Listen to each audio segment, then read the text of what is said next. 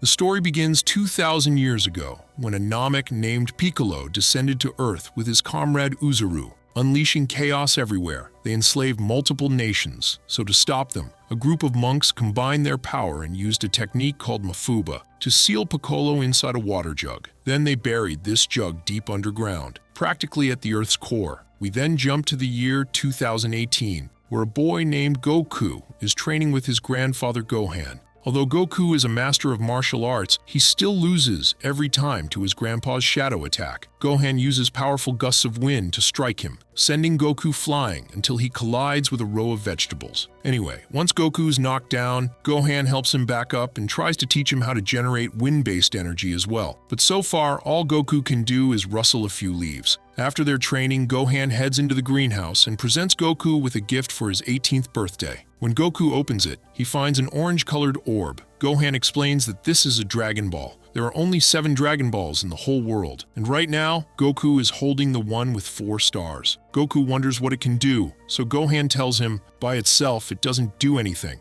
But if all 7 Dragon Balls are brought together, they can summon a dragon named Shenron, who can grant any wish to the person who calls him forth. Holding his birthday gift, Goku sets off for school and parks his bike in the lot. Suddenly, a foolish boy named Fuller drives his Camaro over Goku's bicycle, crushing it, and then tries to walk off as though nothing happened. Goku calls after him, "Hey, you just wrecked my bike. How do I get compensation for that?" Fuller snorts and replies, "If you can find a single dime in my pocket, go for it." Fuller challenges Goku to a fight, but Goku has promised his grandpa never to brawl with anyone, so he struggles to hold back his anger. Meanwhile, Piccolo has broken free from captivity and now sets out on a mission to find the Dragon Balls. We witness a village he attacks, leaving the place in ruins. Seki, a local woman, hides with her daughter under a small hut. Mai, Piccolo's special partner, stumbles upon the child. She levels a gun at the girl, but just then Seki emerges, surrendering a Dragon Ball to Mai. Anything to spare her daughter's life. Even so, Mai shows no mercy, killing Seki in cold blood.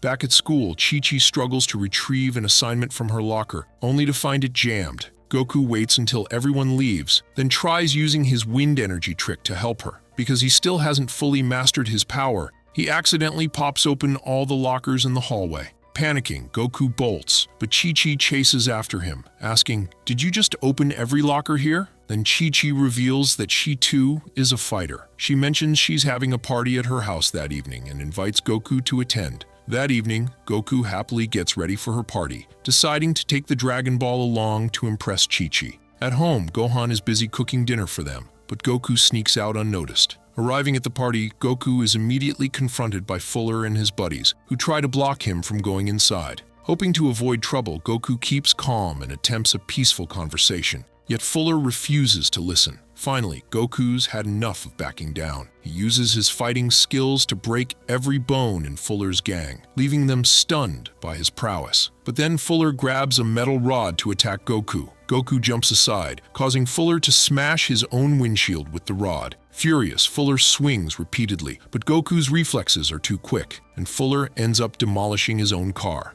At one point, a friend of Fuller lunges at Goku from behind, but Goku somersaults away in a single leap, making those two guys accidentally strike each other instead. With the fight settled, Chi-Chi invites Goku inside, and they spend the whole night chatting. While Goku is off enjoying himself with Chi-Chi, Gohan is at home, meditating in silence. Out of nowhere, Mai appears and attacks him with a shuriken-like weapon. Moments later, Piccolo himself appears. Gohan tries to fight, but Piccolo uses mystic powers from a distance to crush Gohan's bones. Realizing the Dragon Ball isn't there, Piccolo decides there's no point sticking around. Soon he steps outside and with a single move, reduces the house to nothing but rubble. Goku senses something is off. He dashes back home to find only the wreckage of the building. Then he hears his grandfather's faint voice and pulls him from under the rubble. Goku, panicked, asks what happened. Gohan explains that Piccolo has returned. He tells Goku to find someone named Master Roshi and gather all the Dragon Balls at any cost. With that, Gohan takes his final breath. Goku, shattered, vows he will fulfill the mission his grandpa entrusted to him. After burying Gohan, Goku returns to his old house, discovering his grandpa's turtle school uniform. Suddenly, he hears footsteps and starts searching for the intruder. He collides with a girl who's come here seeking the Dragon Balls. Her radar indicates Goku's carrying one, so she opens fire on him, shouting she needs her father's Dragon Ball back. Goku, bewildered, insists, "My grandpa gave me this ball." When he shows it to her, she's confused. This ball only has 4 stars. She explains her father's ball had 5 stars and was stolen last night. Goku then clarifies there are 7 Dragon Balls total, each bearing somewhere between 1 and 7 stars. Noticing the girl's impressive abilities and high-tech gadgets, Goku asks if she'll help him locate Master Roshi. In return, he'll help her find the remaining Dragon Balls. At first, she refuses, but then realizes that Goku might prove useful. Reluctantly, she agrees, introducing herself as Bulma. Setting off on a motorcycle, they ride downtown, hoping to find Master Roshi's address online. After some searching, Bulma says she's come up empty. Suddenly, her radar pings. There's another Dragon Ball close by. They follow the signal to a deserted house. Bulma smashes the door, intending to rummage inside for the ball, and Goku trails behind. Roaming around, Goku bumps into a shelf, causing loose stones to topple. He zooms around with super speed, gathering them all before they hit the floor, except for one that crashes into a flower pot. The noise rouses the house's owner, who leaps from the 2nd floor, striking Goku so hard that he slams into a wall. The stranger growls, "You want to see what happens to trespassers? Let me show you." He beats Goku mercilessly. At last, Goku decides to use a special attack, but at the crucial moment, the stranger ducks. Goku's strike ends up hitting Bulma, sending her flying. In that instant, the stranger recognizes Goku's technique and asks after Goku's grandfather. It turns out this man is Master Roshi, who reminisces about time spent with Goku's grandpa.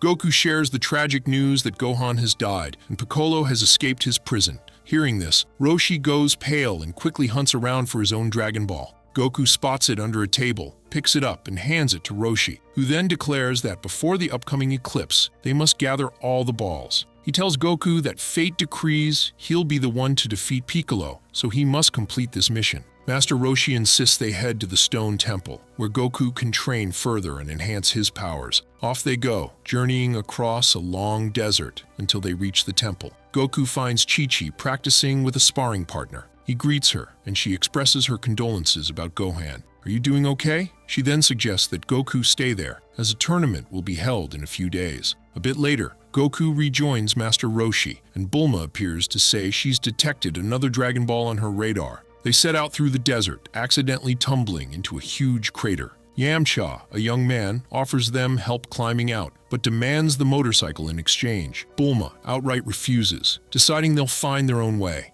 Lacking options, Master Roshi starts a campfire right there and pitches a small tent. He explains that Piccolo aims to resurrect Uzaru at the moment of the solar eclipse, just 2 days away, allowing him to reclaim the world. According to Roshi, the only way to stop him is to gather all 7 Dragon Balls and summon Shenron, asking that Piccolo be eliminated. Right then, Bulma's radar pings again, indicating another Dragon Ball is somewhere close. Roshi, unwilling to waste more time, leaps from the crater, ordering Yamcha to drop in some ladders so Bulma and Goku can climb up. Then, using digging tools, they bore through a wall and find a hidden tunnel, eventually emerging at a lava-filled sea. Unsure how to cross it, they're ambushed by an army called Sebumen. Though heavily outnumbered, Goku, Bulma, and Roshi fight them off. But as soon as the Sebumens die, they multiply, attacking again. To counter this, Master Roshi uses his Kamehameha attack, blasting one Cyberman straight into the lava. Seeing the result, Roshi and Goku fling the rest into the molten flow so they can't resurrect. By stacking their bodies, they form a makeshift path across the lava. Goku dashes over to a small peak, where he sees the 6-star Dragon Ball. Before he can grab it, Mai appears, landing a brutal strike to Goku's face and snatching the ball. Goku chases after her, pounces, and overpowers her fairly quickly because he's much stronger. He reclaims the ball and hands it to Bulma.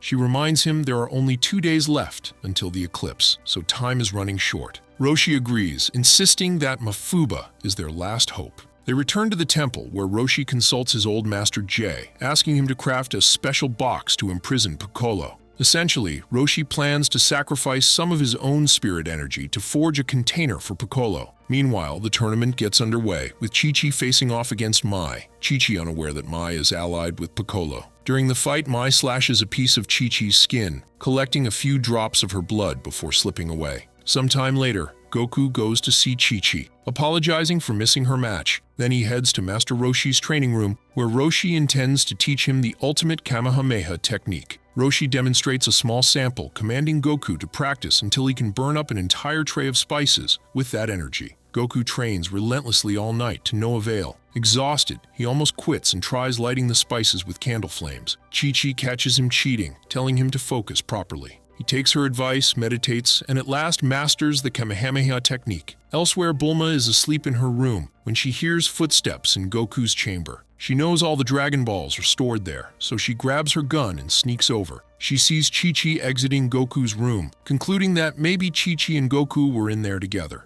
Bulma, startled by her own gun, awkwardly apologizes to Chi-Chi, then heads back to her own quarters. Moments later, Goku shows up, making Bulma realize that Goku wasn't with Chi-Chi after all. Suddenly, her radar goes off. Someone has just made off with all the Dragon Balls. Racing after this imposter, Goku and Bulma discover that the person is not Chi-Chi but Mai in disguise. Mai hurls grenades at them, generating an explosion that blocks their path. Thinking she's safe, she's caught off guard by the real Chi-Chi attacking from behind. They engage in a fierce battle, and at that moment Goku hurtles through the wall of flames to assist. He sees two identical Chi-Chis locked in combat, unsure which one to help. One Chi-Chi collapses, calling out for him. Goku attacks the other, making a terrible mistake. He's actually struck the real Chi-Chi. Mai reverts to her true form, shoots at Goku, and flees with the collected Dragon Balls. Once Mai is gone, Bulma and the others gather around Goku, who's on the verge of death. Roshi channels all his energy into his fingertips and unleashes a glowing Kamehameha-like sphere onto Goku's chest, enhancing his spirit 100-fold and bringing him back. Bulma checks her radar, finding that all the Dragon Balls have converged in one location.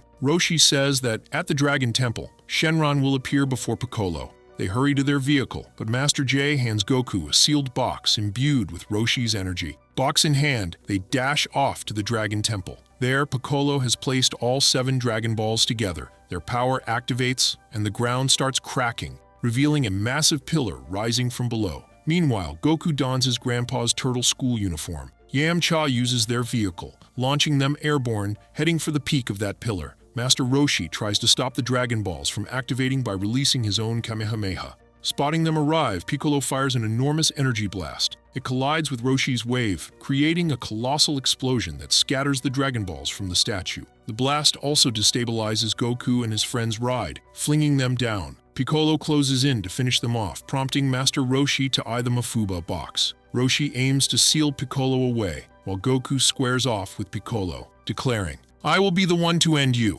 Piccolo reveals that Goku is actually descended from Uzuru, and once the lunar eclipse occurs, Goku will transform into Uzuru and slaughter his own friends. Indeed, at that instant, the moon blocks the sun, sending Goku's body into an agonizing shift toward monstrous form. As he morphs, he attacks Bulma and Yamcha. Capitalizing on this chaos, Roshi grabs the Mafuba container and starts chanting an incantation to trap Piccolo. But Piccolo strikes him brutally, knocking him to the ground. Yamcha steps in to distract the monster Goku, so Bulma can escape. But Goku's new form easily overpowers Yamcha, turning on Bulma with savage intent. Roshi, pinned underfoot, grabs Goku's leg, trying in vain to remind him of who he really is. Unable to break through, Goku kills Roshi. Seeing Roshi's lifeless body, the Goku still buried inside Uzaru collapses in sorrow. Memories of his time with Roshi flood back, fueling Goku's power even more. Straining with willpower, he halts the transformation and returns to normal. He then sets out to confront Piccolo. Piccolo bombards him with blazing energy spheres,